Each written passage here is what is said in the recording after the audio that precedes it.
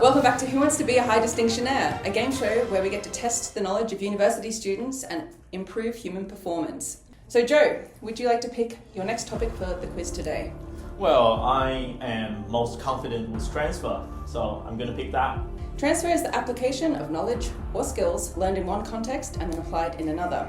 Now there are two types of transfers.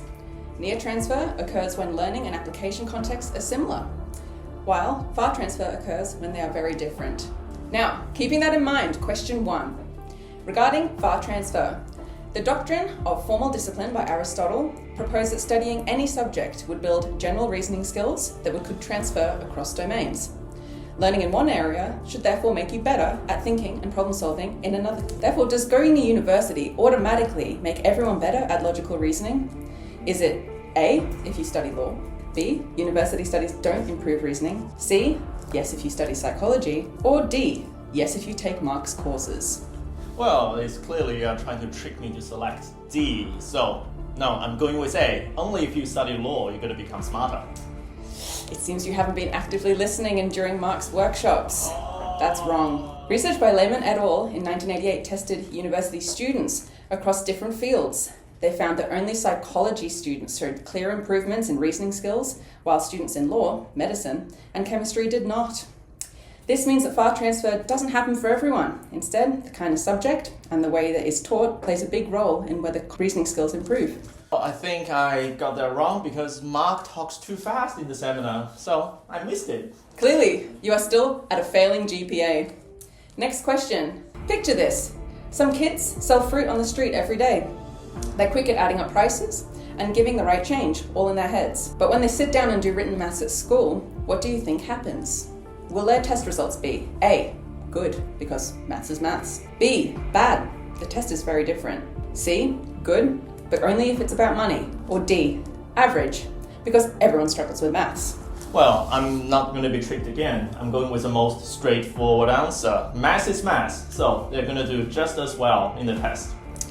I'm sorry, that is wrong. The correct answer is B. This answer comes from Kahir et al. In 1985, who showed that children's real-world math skills didn't transfer to classroom contexts. According to Thorndike's theory of identical elements in 1901 and 1906, transfer only happens when two tasks share common features, and in this case, the street and the classroom were just too different. Generally speaking, transfer of skills isn't automatic. It only happens when the new situation shares meaningful similarities with what was originally learned. So, you're still failing, unfortunately. Damn it. All right, here's a tricky one. Let's say there is a military leader who has been assigned to capture a fortress that is surrounded by minefields.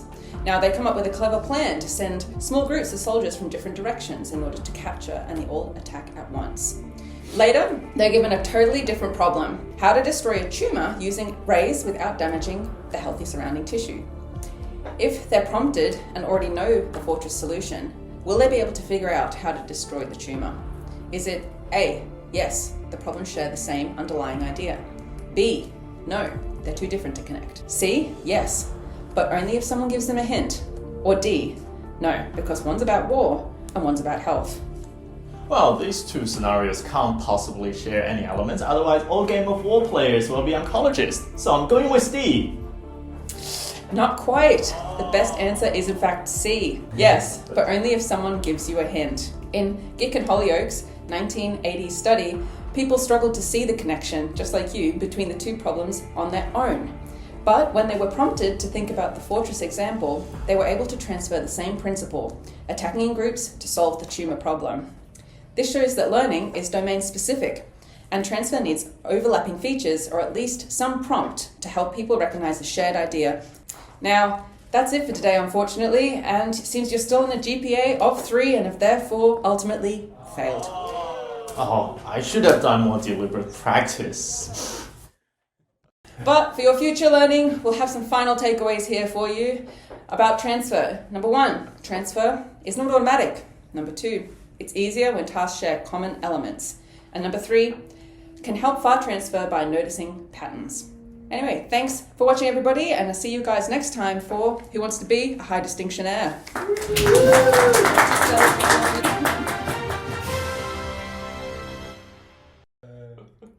Oh, the nostalgia.